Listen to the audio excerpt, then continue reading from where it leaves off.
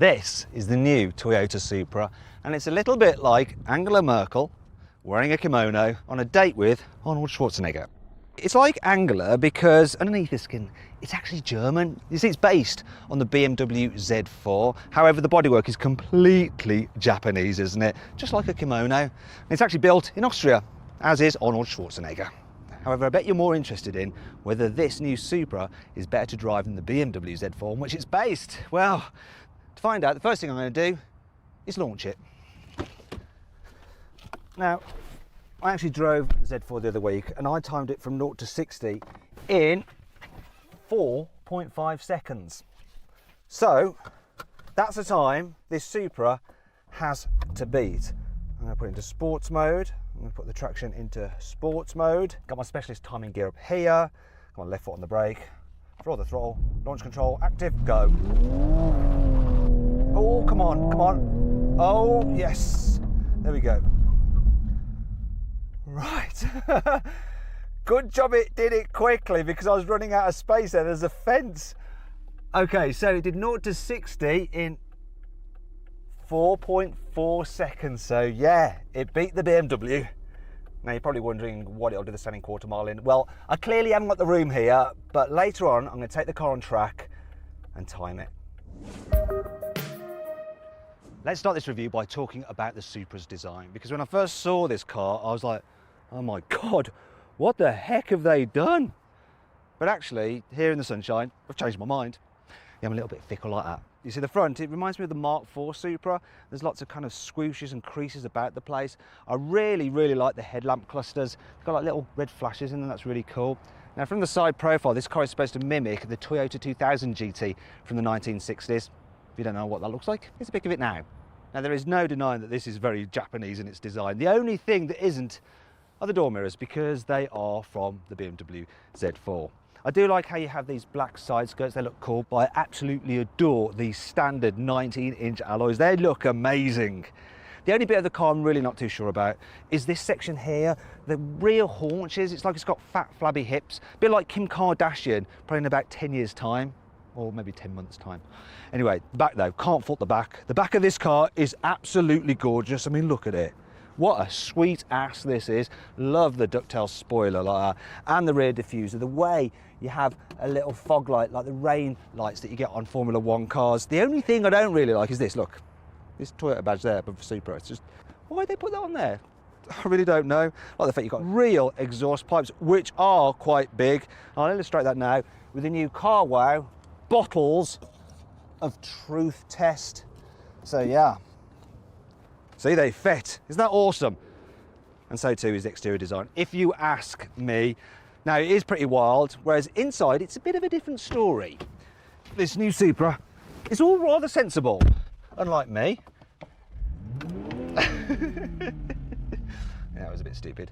Yeah, like I was saying, it's all quite calm and reserved. You can definitely feel a Germanic influence, especially because a lot of the buttons and stuff are from a BMW. So these buttons here for the radio, from a BMW. The climate control system, from a BMW. This twiddly knob here, and all the buttons here, from a BMW. The steering wheel, also from a BMW, and all the switches on it. The gear shifter paddles, the stalks on the steering column.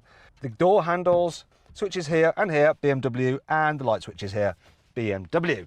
Yes. So that's good though, because normally with the Toyota, the insides are just bonkers. They have buttons all over the place just randomly. So that is good. And I do actually like the design. It's nice and simple, very clean, not bad at all. The quality is pretty good in here as well. That's another BMW influence. So lots of squidgy materials here. Here we've got a stitched dash. I like the fact that all the lower down panels as well, they're padded, and not to make the car feel posh. They're padded because you might end up banging your knees off them when you actually go around corners really quickly. That's a really cool feature that they've done that. But yeah, I am feeling the BMW vibes. The rear view mirror is BMW as well. It's even got the little sensor for gesture controls, but this car doesn't have it. And that brings me onto the screen and this car's equipment list. As standard, the Toyota Supra gets a large infotainment screen with built-in satellite navigation. There's also a digital driver's display as well. Full LED adaptive headlights, adaptive cruise control, and a load of safety kit that is too boring to mention right here. A 10-speaker sound system with Boy Racer pleasing grille covers. A reversing camera, Alcantara sport seats with electric operation. Plus an active rear differential and adaptive suspension. If you pay an extra £1,300, you can upgrade to the Supra Pro, which is what this red car is. You then get full leather seats, an upgraded JBL stereo with 2 extra speakers, wireless charging for your mobile phone, and the most useful addition of all, a heads-up display which can show things like the speed limit, your speed, and navigation directions, and I think it's really useful if you're going to be using this car as a daily driver. Finally, there's this A90 edition, which is an extra £3,000, and you get matte grey paint, black alloy wheels, and a red leather interior, which is rather nice. Unfortunately, this is a limited edition, and they're all sold out for now. I was given a choice of which car to review, either the red one or the yellow one, and I wasn't sure, so I went onto my Instagram account, @MattWatsonCars, and did a story with a poll, and it was close, but you guys chose the red one. So I'll continue the review with this car here. Anyway, let's continue the review by talking about this infotainment system. So this is one time where I cannot say it's not as good as BMW's iDrive, because as you can see, it is in fact BMW's iDrive.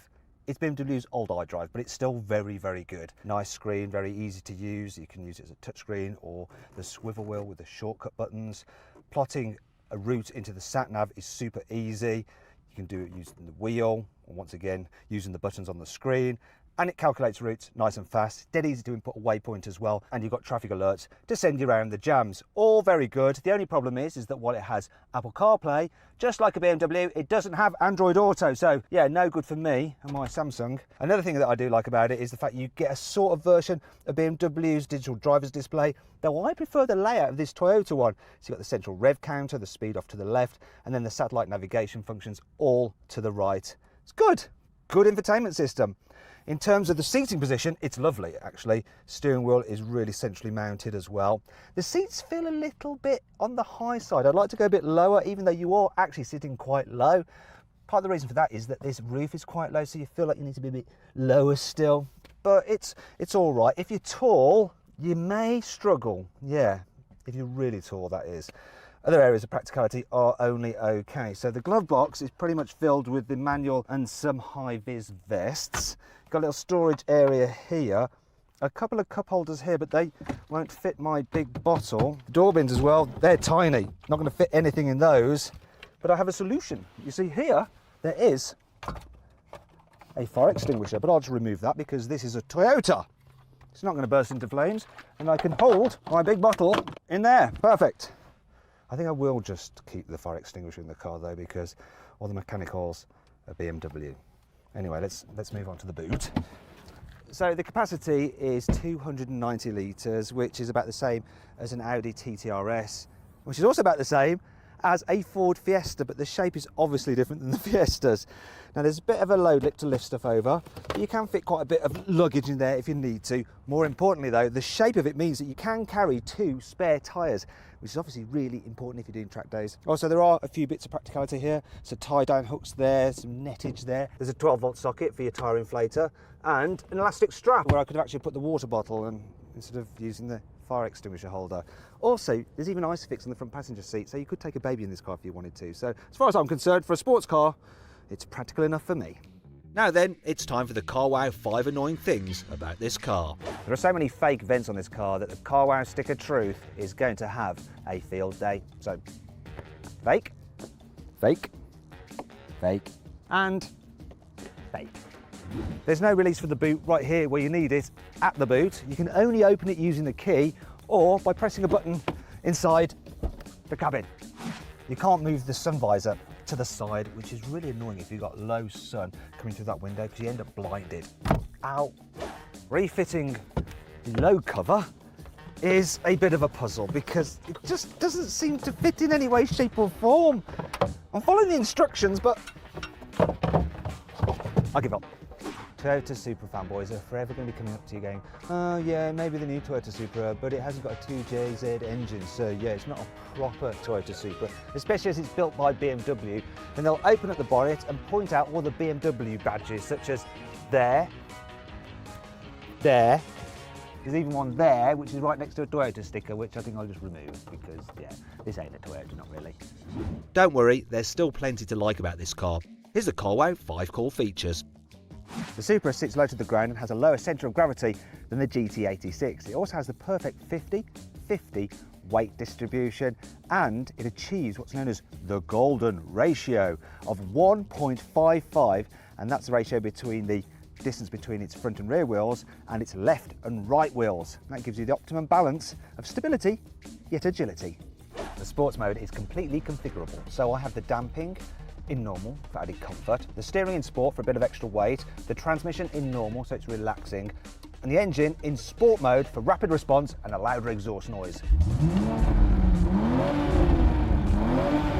Oh yeah, we've got a double bubble roof, which not only looks cool, but aids aerodynamics. Thanks to its fixed coupe roof, this Supra's body is stiffer than the BMW Z4's. In fact, the chassis is even more rigid than the Lexus LFA supercars. The stability control, you can turn all the way off. Yeah, baby, yeah, I like it, super style! The engine choice for the Supra is very simple, there is just one. Ah, look at that, the bonnet release is a double pull, just like on BMWs. Actually, the engine is just like on BMWs because it's BMW's 3-litre straight-six twin-scroll turbo. It produces 340 horsepower, has 550 newton meters of torque, and it powers the rear wheels only via an 8-speed automatic gearbox as standard. Yes, that's right, there is no manual version of the Supra. Boo! Now it's time to see what this Toyota Supra is like to drive.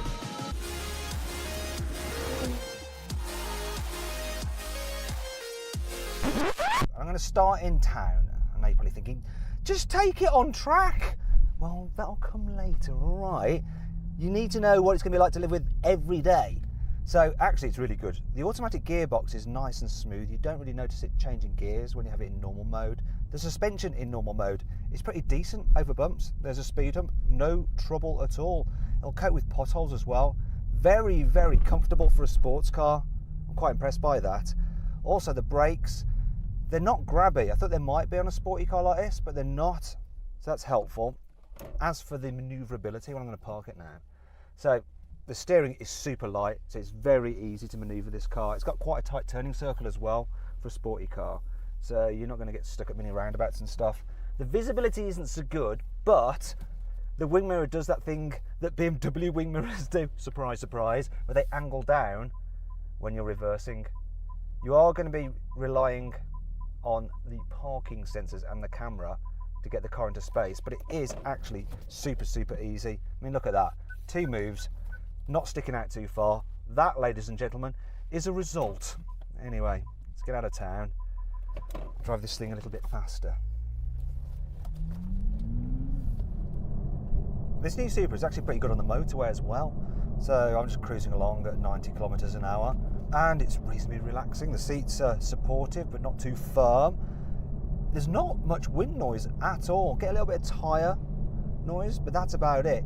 It seems quieter slightly than the BMW Z4 because obviously that's got a fabric roof. But what happens if you need to overtake? So like I said, I'm doing 90. The gearbox is in normal mode and in 8th gear. I'm just going to floor it. And already I'm at that Vectrus chuff. Look at that, I think I gave him a bit of a shock. He wants to get the heck out of the way. This thing pulls, it really pulls. Oh, that's illegal. Back off now. Yes, good performance and good response from the gearbox, even just in normal drive. What really matters is how this new Supra drives on a twisty road. And I've found one, so I'm going to put the car into sports mode, so everything is in maximum attack. The first thing I notice is the gearbox. So now it's keen to hold on to gears and will rev out. Also, when it changes gears, you get like a thump in the back, which I'm sure that has just been added in for effect, and I like the effect. And as for the chassis balance, it's really good. So it's quite a predictable, easy car to drive fast. I think Toyota's engineers have done a good job with this car because it's a really well-rounded sports car. Yeah, I know, all the hardware is BMW, but who cares what Supra fanboys say? You know, yes, so what? Most of it's BMW, but why not just think of it as a Z4M Coupe? There's absolutely nothing wrong with that.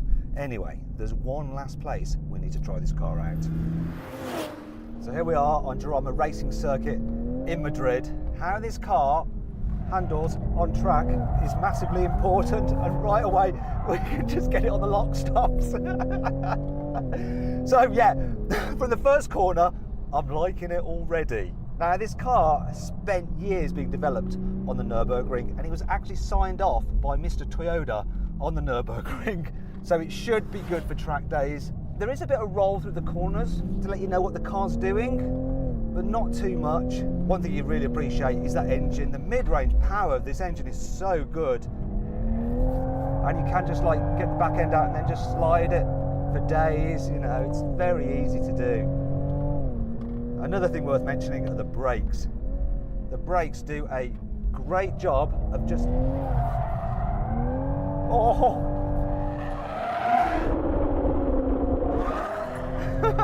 So they're big Brembo brakes, and they do a great job of hauling this car up. One of the things I've noticed is that this steering system, which is not the fastest in the world, does mean it's very easy to control on track. Just feels right, not too skittish. You know exactly what the car's doing, and it points it quick enough where you want to go. I really do think that Toyota have built a nice, fun handling car that you can just mess around with when you want to. I love it. Well done, Toyota. The final thing for me to do in this new Supra is to set a standing quarter mile launch time. So I have the start finish straight ahead of me. I've got my specialist timing gear here. We're going to do it. See what it does. It's a pretty good start, that is. Feels strong. What's it going to put in? Come on. Give me a good time. Is it there? There we go. Oh. So, this car did the standing quarter mile in 12.5 seconds. Now let's just check out the 0 to 60. So it did 0 to 60 in 4 seconds dead. And that means that a red Supra is faster than a yellow Supra. That obviously has nothing to do with the improved traction of a racing circuit. No, not at all. Make sure you pick the right colour then.